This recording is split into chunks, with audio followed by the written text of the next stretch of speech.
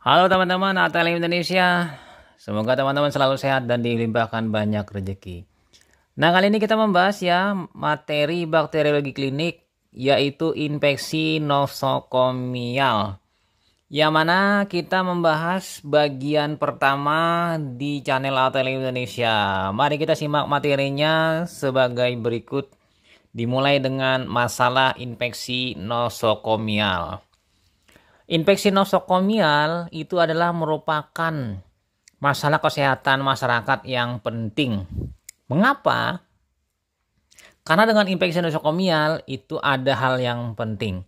Satu, naiknya angka kesakitan dan kematian. Kemudian yang kedua, meningkatnya lama perawatan. Lalu yang ketiga, meningkatnya biaya kesehatan.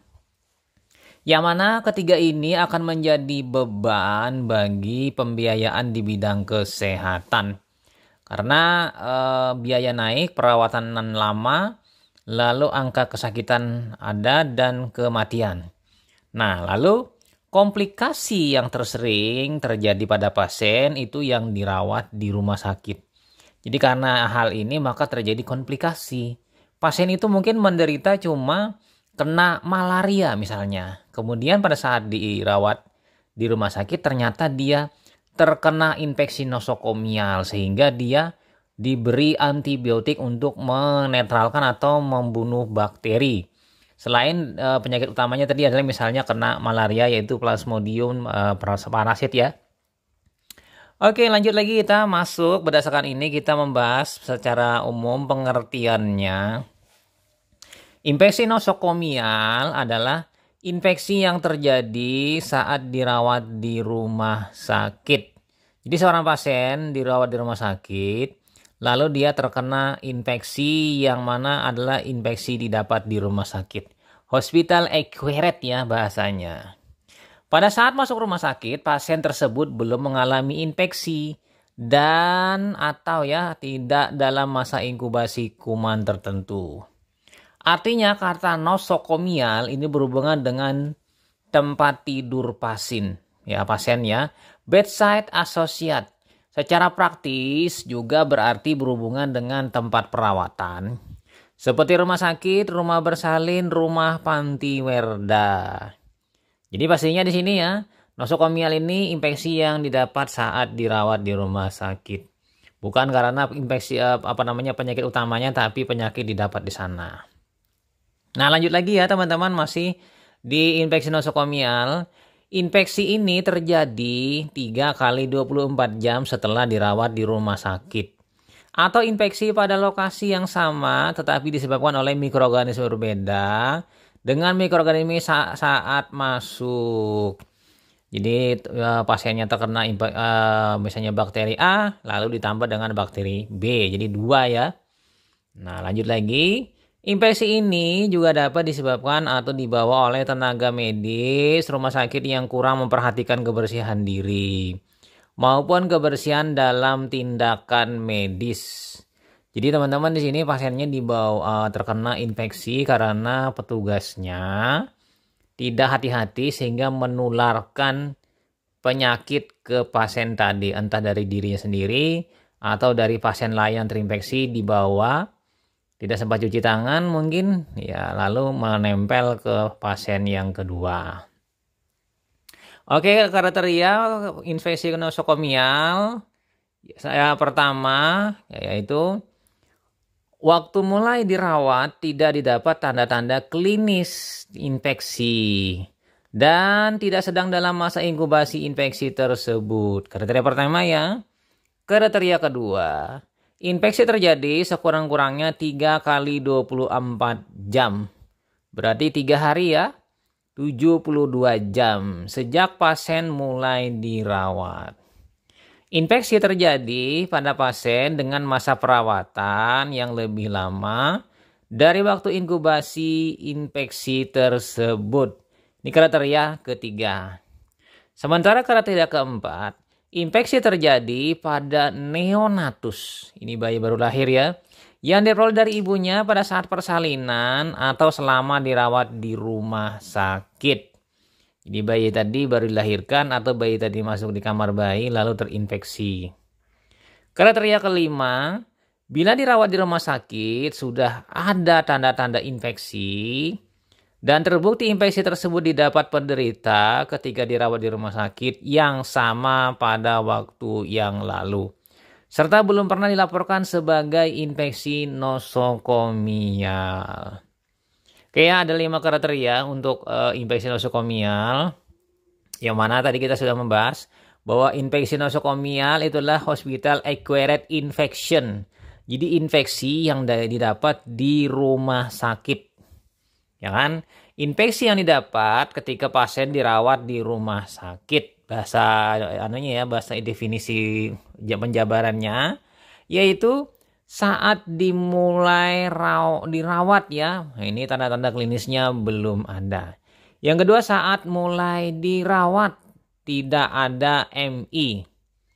Atau yang ketiga, tanda-tanda klinisnya ada, timbul sekurang-kurangnya 3 kali 24 jam sejak mulai perawatan. Nah, ini ya. Lalu kita masuk di infeksi nosokomial. Nah, infeksi yang terjadi di rumah sakit oleh mikroorganisme yang berasal dari rumah sakit dapat terjadi selama penderita dirawat atau setelah dipulangkan. Jadi bisa saja pasien tadi mendapatkan infeksinya pada saat pulang ya. Lanjut lagi, dapat terjadi pada penderita, tenaga kesehatan atau pengunjung. Nah, tidak hanya menyerang pada pasien, tapi orang-orang yang kontak di dalamnya. Termasuk petugasnya, tenaga kesehatan tadi, atau pengunjung. Makanya dalam infeksi nosokomial ini, anak-anak yang masih kecil itu rentan terhadap infeksi, dilarang ikut berkunjung ke rumah sakit. Karena risikonya terkena infeksi nosokomial. Nah, penyakit infeksi yang sedang dalam proses inkubasi, ketika penderita masuk rumah sakit itu bukan infeksi nosokomial. Itulah infeksi yang dia bawa atau dia derita saat masuk di rumah sakit. Ya kan? Nah, lanjut kita pindah ke infeksi penyebabnya dari infeksi nosokomial. Penularan penyebab infeksi nosokomial itu dapat terjadi melalui yang pertama, infeksi sendiri atau self-infection. Nah, ini infeksi nosokomial berasal dari penderita sendiri. Flora endogen yang berpindah ke tempat atau bagian tubuh lain seperti kuman Escherichia coli dan Staphylococcus aureus. Jadi kuman tersebut dapat berpindah melalui benda yang dipakai seperti linen atau gesekan tangan sendiri. Jadi ini penting ya, penularannya dari diri sendiri. Nah, yang kedua, penyebab infeksi nosokomial yaitu infeksi silang, cross infection. Yaitu infeksi nosokomial yang terjadi akibat penularan dari penderita atau orang lain di rumah sakit. Yang ketiga, infeksi karena dari lingkungan, environmental infection. Ini adalah infeksi yang disebabkan oleh kuman yang didapat dari bahan atau benda di lingkungan rumah sakit. Ini misalnya terkait dengan benda-benda atau misalnya bed atau misalnya peralatan makan dan lainnya ya yang didapat yang menyebabkan infeksi pada penderita tersebut. Nah, kita pindah ke jenis-jenis infeksi nosokomial. Jenis-jenisnya ya. Jenis pertama adalah bakteremia. Nah, bakteremia ini adalah keadaan pasien dengan menunjukkan demam tinggi setelah 3 kali 24 jam dirawat di rumah sakit dengan suhu mencapai 38,5 derajat Celcius. Jadi maksudnya di sini bakteri tadi masuk ke dalam peredaran darah sehingga menyebabkan demam pada pasien. Nah, dikatakan bakteremia nosokomial apabila terjadi tindakan invasif di rumah sakit seperti pemasangan infus. Nah, gara-gara pemasangan infus, masuklah bakteri tadi ke dalam peredaran darah pasien.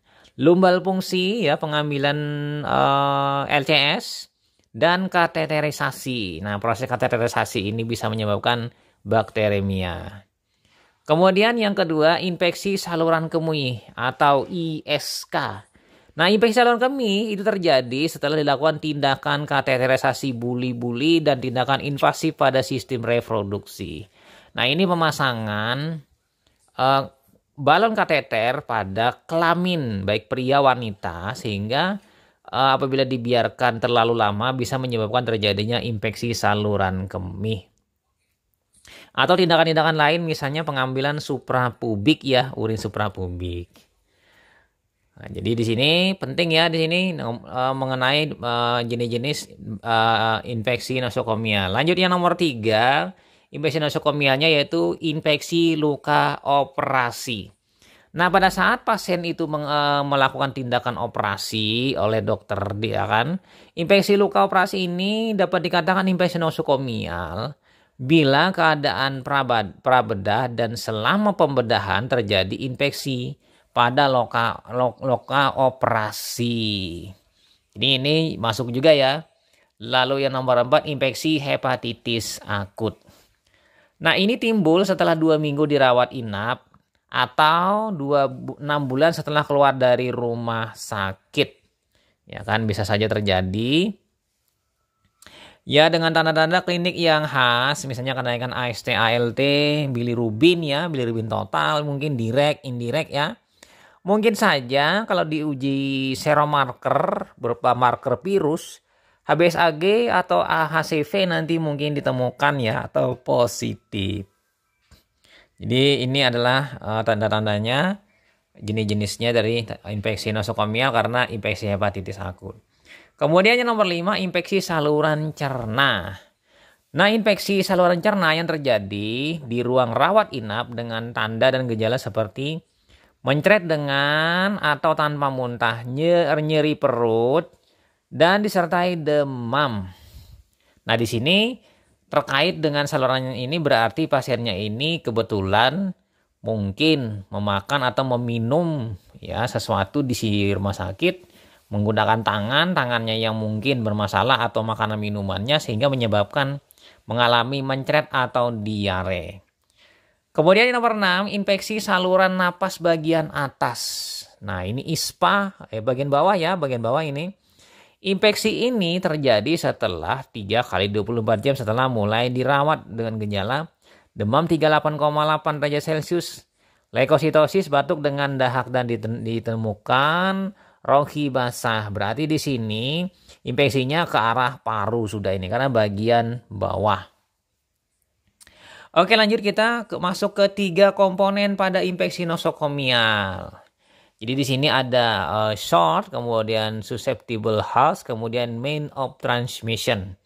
Jadi di sini ketiganya yaitu mikroorganisme tersebut penyebabnya, kemudian cara penularannya, lalu daya tahan tubuh pasien ini menjadi kunci dalam proses infeksi yang terjadi di rumah sakit, infeksi nosokomial.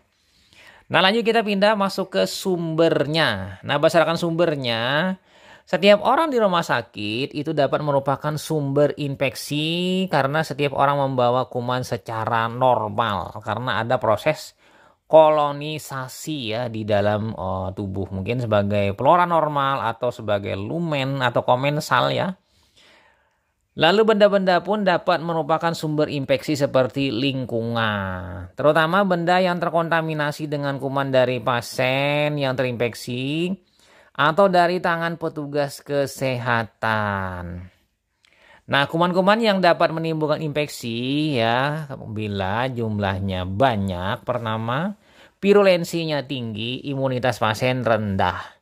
Misalnya di sini ya, seandainya di sini Escherichia coli, Staphylococcus aureus, atau mungkin Pseudomonas, atau misalnya Proteus, Klebsiella, ini bisa saja mungkin menyebabkan infeksi bila ada hal-hal yang terkait dengan yang ini. Atau juga mungkin Salmonella typhi, Shigella ya, Shigella flexner atau Shigella boydi, atau Shigella siga. Nah, kemudian kita pindah ke sumber infeksi dan cara penularan. Nah, yang pertama adalah endogen, ya kan? Transmisi di luar habitat normalnya, ya kan? Kemudian kerusakan jaringan dan terapi antibiotik yang meningkat. Sehingga flora normal akan berkurang. Ya, flora normal yang berkurang ini akan terjadi, tidak menyebabkan terjadinya penekanan oleh pelon normal terhadap masuknya si bakteri tadi. Akibatnya terjadilah eh, proses kolonialisasi dari bakteri-bakteri yang masuk sebagai infeksi nosokomial. Lalu selanjutnya endogen tadi kan, sekarang eksogen atau infeksi silang. Ini bisa saja terjadi melalui kontak langsung antar pasien, ya kan, antar pasien, apalagi dalam satu ruangan itu pasiennya berempat, berenam, atau berdelapan. Ini bisa kontak ya, sedangkan dua saja bisa, apalagi yang lebih banyak. Kemudian bisa melalui udara atau air, ya kan. Petugas kesehatan sebagai karier ini memegang pasien yang A, lalu memegang ke pasien yang B, ke C, mungkin tanpa mengganti sarung tangan atau cuci tangan. Nah, ini ya. Lalu termasuk lagi objek yang terkontaminasi. Jadi penting sekali di sini ya. Petugas juga berpengaruh terhadap sumber infeksi dan cara penularannya. Nah, yang terakhir yaitu lingkungan. Nah, di sini yang berperan dalam lingkungan adalah air larutan desinfektan. Ya, misalnya di sini larutan desinfektan bisa saja membunuh Pseudomonas, ya kan? Pseudomonas misalnya aeruginosa atau Acinetobacter ya. Nah, ini. Alat-alat juga berpengaruh, makanan, udara ya, termasuk di situ minuman dan lain-lainnya. Lalu kita pindah ya di sini ke faktor-faktor yang mempengaruhi infeksi. Nah, yang pertama adalah patogenitas kuman. Nah, si bakteri tadi semakin patogen, dia semakin mampu menimbulkan infeksi. Kesanggupan kuman tadi untuk menimbulkan penyakit. Misalnya ada dua hal yang berbeda di sini.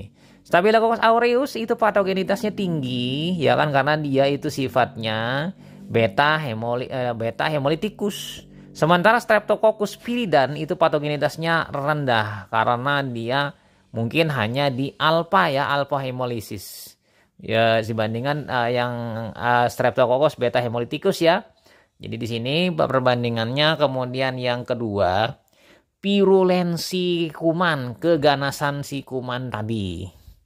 Ukuran derajat penyakit yang ditimbulkan, misalnya sakitnya ringan atau sakit berat atau mati. Ini menjadi faktor yang mempengaruhi infeksi ya pada nosokomial. Kemudian yang ketiga, dosis kuman, yaitu dosis infeksi. Misalnya saja Salmonella typhi 10⁻³ itu 10-10%. Sampai seandainya 10⁻7 maka 50%. Apabila Salmonella typhi 10⁻9 maka 95% dia kemampuan untuk menginfeksinya lebih kuat. Jadi semakin tinggi pangkatnya maka semakin banyak koloni atau bakteri yang tumbuh atau yang mampu menginfeksi pada tubuh. Kemudian yang keempat adalah daya tahan hospes. Jadi tiap orang berbeda-beda dalam daya tahannya menghadapi infeksi ya. Oleh sebab itu ada beberapa orang yang memang rentan, ada beberapa orang yang memang mudah terinfeksi, di sementara yang lain masih kuat untuk mengalami infeksi. Mungkin hal ini juga dikaitkan dengan imunitasnya tadi ya. Mungkin ada juga yang pasiennya dengan defisiensi imun mungkin akan lebih mudah terinfeksi. Oke, masuk lagi, kita masih di infeksi nosokomial. Ini infeksi nosokomial bisa saja di sini ya, sebagai simpulan tadi dikumpulkan bahwa ada terjadi infeksi silang atau cross infection. Kemudian infeksi lingkungan itu environment infection, ada infeksi diri sendiri ya tadi, sesuai yang tadi kita papar sebelumnya. Nah, kita pindah sini masuk ke transmisinya. Nah, transmisinya ini tadi sesuai yang tadi juga ya. Ini gambarnya. Nah, saya infection, kemudian cross infection, kemudian environment infection. Jadi di sini ada 3 kemungkinan. Acquisition of hospital infection ya. Kita pindah ke kerentanan penderita. Nah, di sini kerentanan penderita ditentukan oleh 3 hal. Pertama, usia yang ekstrim, misalnya bayi atau usia tua ya, usila atau manula. Jadi bayi dan orang-orang dengan usia lanjut itu lebih mudah terinfeksi ketimbang pada usia-usia yang produktif. Yang kedua, penyakit kronis, radiasi, kemoterapi, dan trauma. Jadi keempat jenis ini dapat memperparah pasien untuk terjadinya infeksi nosokomial. Dan penggunaan alat invasif, misalnya penggunaan sejenis seperti kateter pada vena, infus ya kan, kemudian penggunaan pengambilan misalnya suprapubik, kemudian pemasangan DC kateter pada saluran kemih, ini lebih berbahaya ketimbang orang-orang yang tanpa menggunakan alat invasif tadi. Nah, itulah artinya di sini lebih rentan terjadinya infeksi nosokomial. Nah, kita pindah ke mikroorganisme penyebabnya. Yang pertama adalah bakteri komensal. Apa itu bakteri komensal? Ini adalah flora normal. Ini bisa saja mencegah kolonisasi patogen. Nah, daya tahan tubuh menurun atau pindah tempat normalnya si komensal tadi bisa menyebabkan infeksi. Misalnya Escherichia coli. Bila pindah ke saluran kemih, maka terjadi infeksi saluran kemih. Tapi kalau berada di wilayah area usus, jadi dia tidak mampu menginfeksi lebih kuat ya, karena ini dia sebagai bakteri komensal usus. Kemudian yang kedua, bakteri patogen. Nah, di sini contoh bakteri patogen adalah Staphylococcus aureus. Ini adalah kokus bergerombol yang memang ini khas sekali. Dia memang banyak memiliki enzim dan metabolit yang mampu menginfeksi ya pada tubuh, dan dia mampu menghemolisa eritrosit ya, beta hemolitikus. Kemudian Salmonella typhi, nah, ini penyebab tifoid ya. Mycobacterium tuberculosis penyebab tuberkulosis. Kemudian yang nomor 3 itu adalah virus. Virus ini misalnya influenza, hepatitis B dan C, varicella, ya kan, rubella kan. Ini penting ya, ini bisa menyebabkan infeksi nosokomial. Apakah HIV penting? Mungkin juga, karena di sini HIV juga, tapi tidak masuk dalam infeksi nosokomial. Nah, ini masih dipertanyakan untuk HIV. Lalu yang nomor 4, jamur dan parasit. Nah, umumnya jamur ini dan parasit ini sifatnya opportunistik. Maksudnya opportunistik ini bila daya tahan tubuh menurun atau ada peluang untuk menginfeksi, maka dia dapat melakukan infeksi. Misalnya di sini jamur adalah Candida albicans, ini pada vagina dan mulut dan lain-lain ya. Nocardia sp ini pada paru, Cryptococcus neoformans ini otak paru, Histoplasma capsulatum itu paru, Aspergillus sp ini juga pada paru. Sementara pada parasit itu Toxoplasma gondii, ini transplantasi jantung misalnya, atau pada ibu-ibu hamil misalnya. Pneumosis carini ini pada transplantasi jantung, dan mungkin pneumosis carini ini paling khas sekali pada orang-orang dengan HIV AIDS ya, dia mudah terinfeksi pneumosis carini. Nah, ini teman-teman contoh infeksi nosokomial pada pasien yang terjadi ya, baik menggunakan infus atau pada yang bukan ya, atau yang lainnya. Tapi lebih banyak ke arah yang karena tindakan invasif pemasangan infus. Nah, kita pindah ke diagnosis bakteriologiknya. Nah, untuk diagnosis bakteriologik yang tepat adalah sangat penting ya untuk menentukan antibiotika yang tepat bagi penanganan pasien yang terkena infeksi nosokomia. Jadi tim PPIRS itu perlu mengetahui kuman infeksi nosokomial yang berasal dari mana sumbernya. Jadi tim PPI ini penting juga, dan di dalam sebuah rumah sakit itu ada setidaknya pemetaan penggunaan antibiotik ya, terutama pada rumah sakit tersebut telah memiliki laboratorium mikrobiologi klinik, maka lebih mudah sekali dalam hal mengidentifikasi dan pemetaan bakteri-bakteri apa saja yang menyebabkan infeksi nosokomial, serta penggunaan antibiotik yang efektif untuk yang tepat ya untuk pengobatan pasien tersebut yang terkena infeksi nosokomial. Nah, kegiatan-kegiatan yang paling berisiko dalam terjadinya infeksi nosokomial ini bagi yang umumnya dilakukan oleh petugas layanan kesehatan itu berisiko. Itu pertama apa saja ya? Yang pertama, suntikan atau ambil darah. Menyuntik pasien atau mengambil darah pasien ini berisiko terjadinya reaksi infeksi nosokomial. Yang kedua, tindakan bedah. Di sini bedahnya bedah kecil, bedah besar, atau bedah biasa saja ya.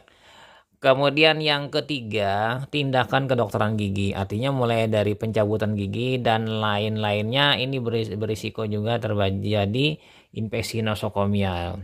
Lalu yang nomor 4, persalinan. Ini pada ibu-ibu hamil yang akan melahirkan.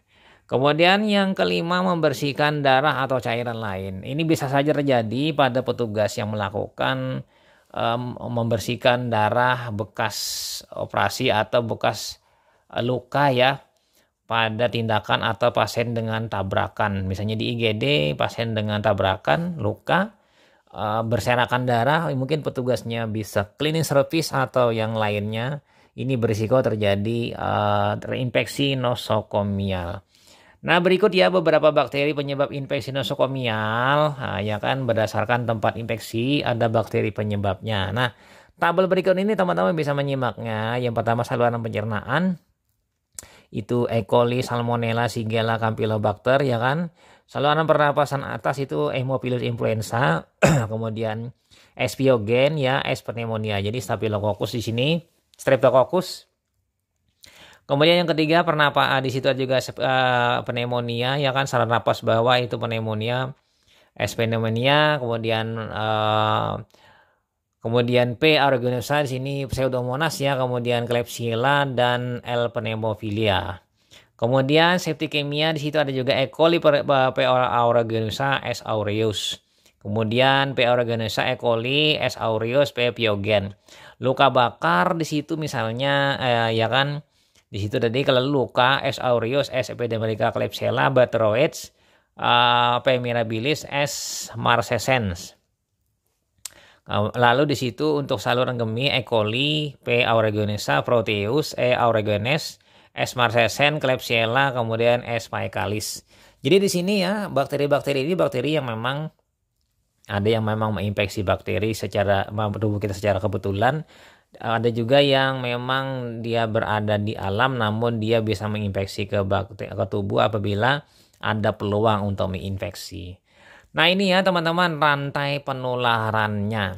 Rantai penularannya ini dia akan dimulai dari sumber dari manusia, air, larutan obat dan peralatan penyebab infeksi bakteri, virus, parasit, jamur ya. Nah dari sini kemudian tempat keluarnya ekskreta, sekret, tetes. Lalu cara penularannya bagaimana, tempat masuknya, pejamur rentannya bagaimana, ini sebuah lingkaran. Nah untuk jelasnya teman-teman bisa melihat di penjelasan berikut ini mengenai rantai penularan. Infeksi nosokomial itu dimulai dengan penyebab di bagian tengah gambar berikutnya ya, berikut tadi yang ada pada sumber. Lalu kemudian keluar dari sumber melalui tempat tertentu. Kemudian dengan cara penularan tertentu masuk ke tempat tertentu di pasien lain. Ya, penularannya ke pasien lain. Nah karena banyak pasien di rumah sakit rentan terhadap infeksi, terutama ODA ya berarti ini orang dengan HIV/AIDS ya, yang mempunyai sistem kekebalan yang lemah. Mereka dapat tertular dan jatuh sakit. Ini adalah tambahan bagi dia.